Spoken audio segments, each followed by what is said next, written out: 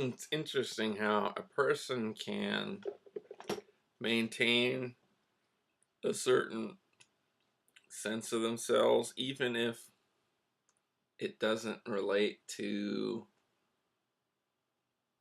daily life or some form of some more socially acceptable form of survival.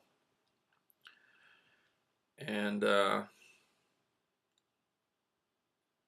sometimes I think that that's because people have opportunities to cheat. And when you cheat, you kind of cheat yourself from an opportunity to experience some aspect of the necessities of survival in some realm or another. And maybe that's important. Maybe it's not. I mean, I read Rob Bresney's astrology chart. He does really good astrology. If only because it seems like he actually thinks about giving people recommendations that are wise in some way. Anyway, so I read my sign, and I think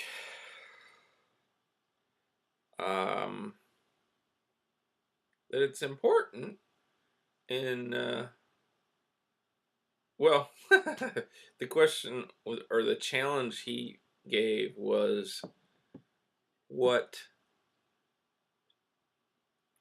can you as a Libra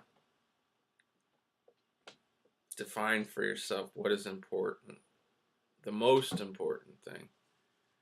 And lately I would say getting a good night's rest is pretty darn high up there. I mean, I'm on Social Security now for whatever reason no one wants to give. And I've got like 3 years of it before I get re-evaluated. And it's not luxurious by any stretch of the imagination to live on like $710 a month. But I don't have to wake up, to go to a job or anything. So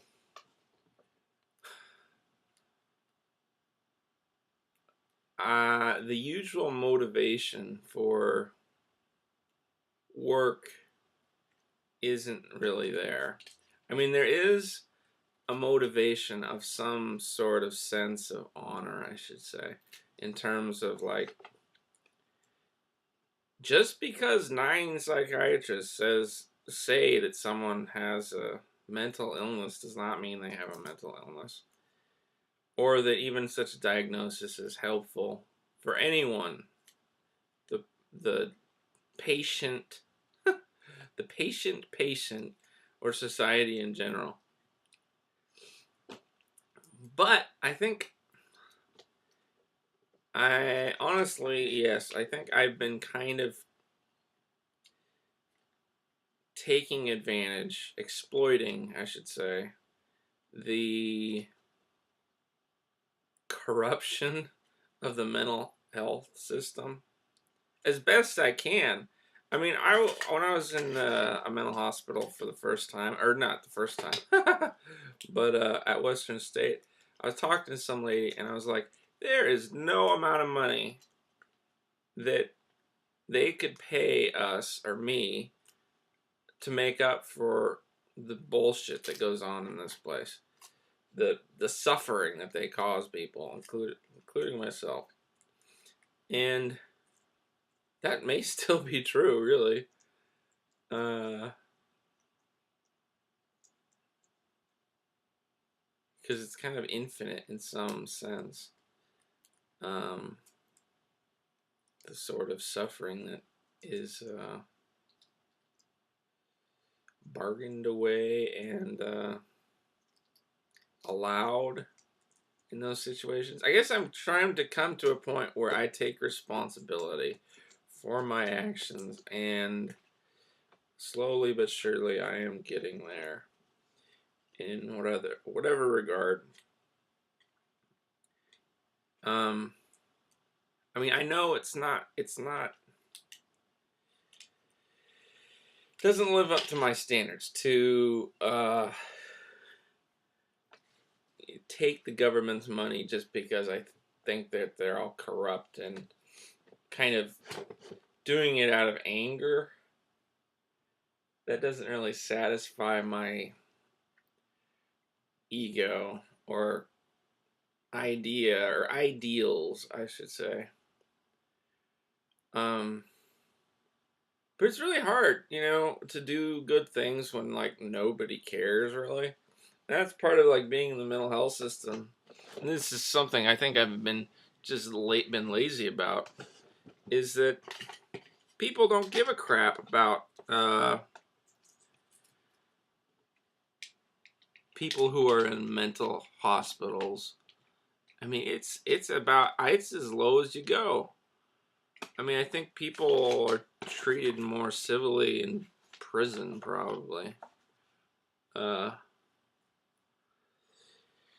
I mean, though people in prison these days, they get forced medication as well, so that's pretty horrible, I imagine. Um,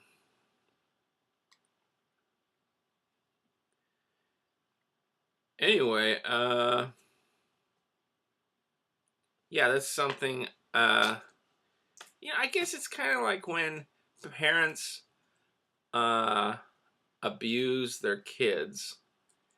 It's like the kids feel, instead of standing up to the wrong of what their parents were doing, they uh, are more willing to accept whatever bargain those people are making with them, the abusers in some way. So like the government is willing to give me all this money to maintain all this money, $710 a month for like 3 years, to maintain the status quo in some sense of mental health, um, and the security of those people who work in psychiatric hospitals and the pharmaceutical companies. They're basically willing to pay me off for 3 years this amount of money, which is funny because my parents have offered to do the same thing. But I think a lot of institutions operate like parents in some way or another. And anyhow, slowly but surely, I do believe and I do hope that I grow up in some respect and take responsibility for my own actions and my own life. And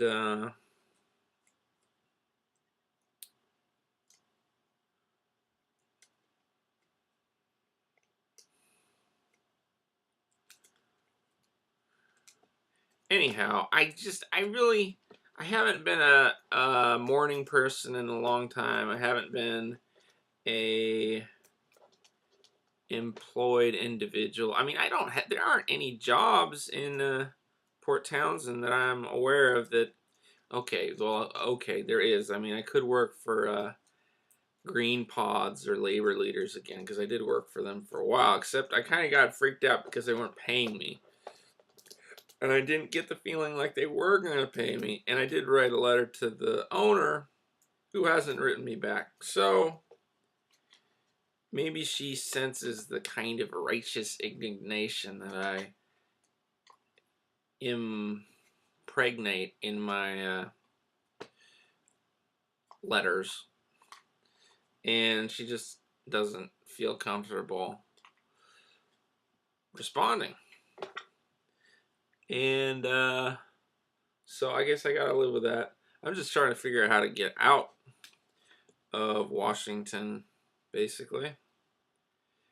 But you know, I think a lot of the reason I'm still here is because of what I was talking about. I'm still in that position. I can hear it in my voice too. It's like being one of those children of wealthy parents whose parents have abused them, and the child knows it and uses the past instances of abuse as a bargaining chip, or attempts to exploit the situation in some way.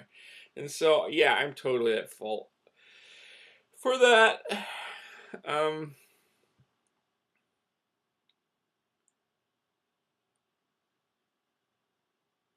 and it doesn't do well for my self-esteem or ego, I should say, anyway, ego, or like self-esteem, ego, to operate knowingly in such situations, because I do know better. And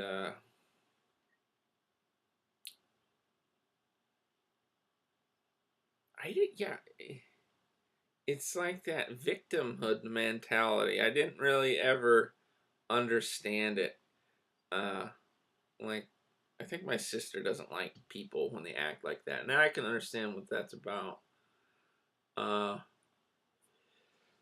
Playing the victim all the time. Anyway, at the same time, gosh, the abuse is so systematic. It's so hideous. I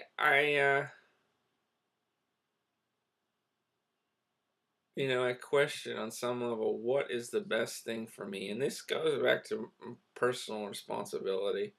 I mean, I'd like to just make art and write and sleep half the day, and maybe that is the close to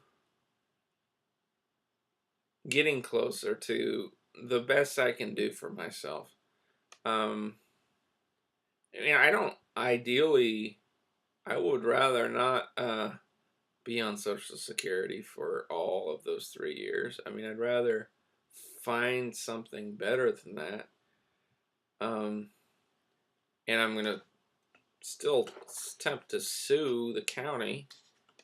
Uh,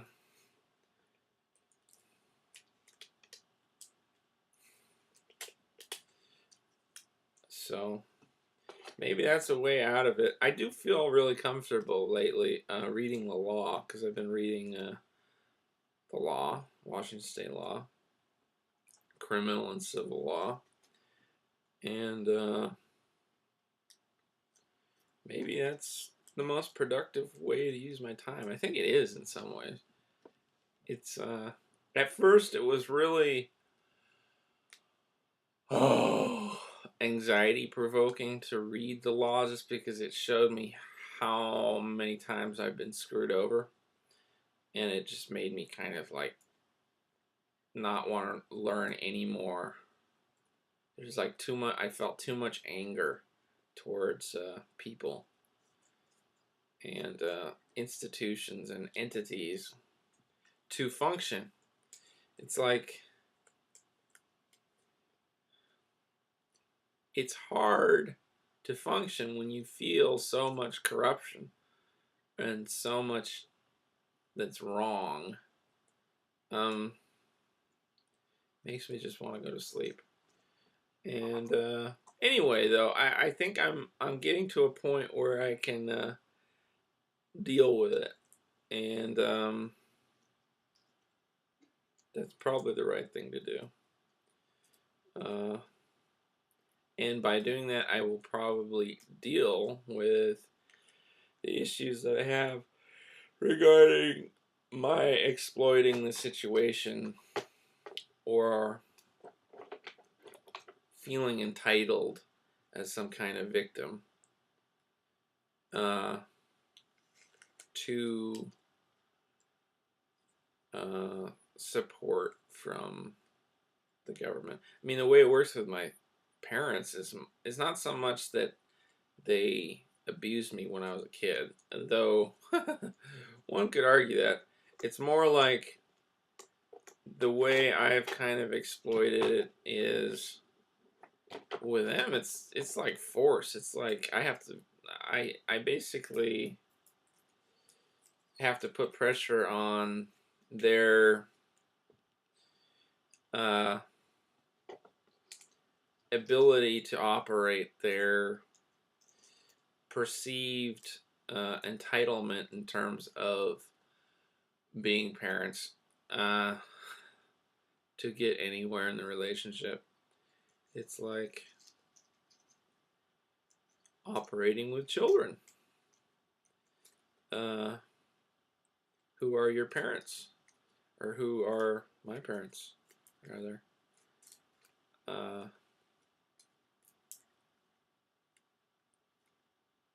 Not that that's a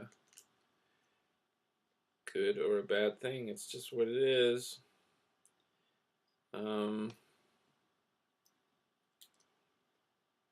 yeah, then there's love. Talk about love. So, I had sex with a guard when I was in jail.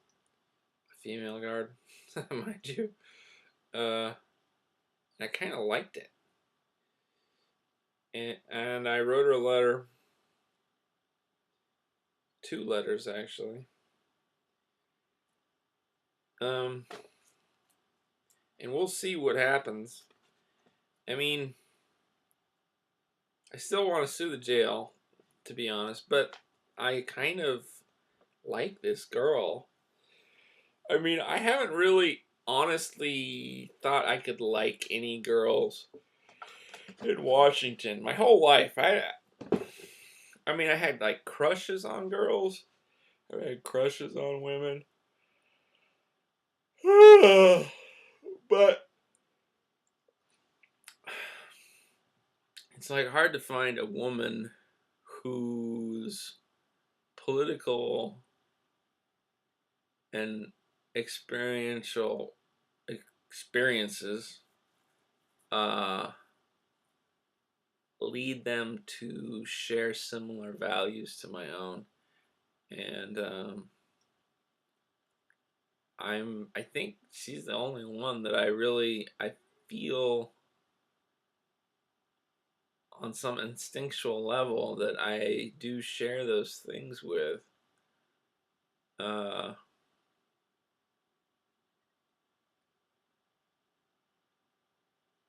so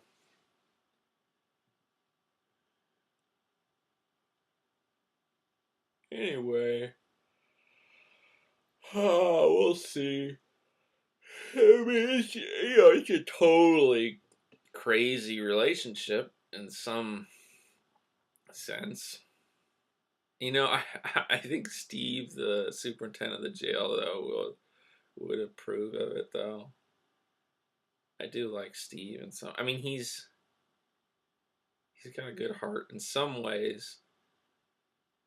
It's so living in Washington is like an existential crisis after existential crisis after existential crisis. Like I don't think there's any other state in the United States that has the level of just existential angst. I mean, it's not an accident that Kurt Cobain came from Washington or that grunge, is a Washington product.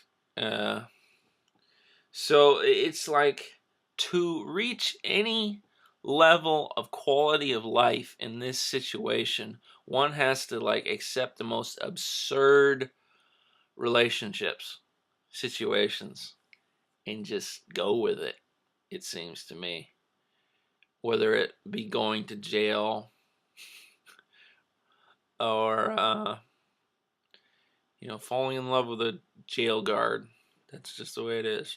It seems to me.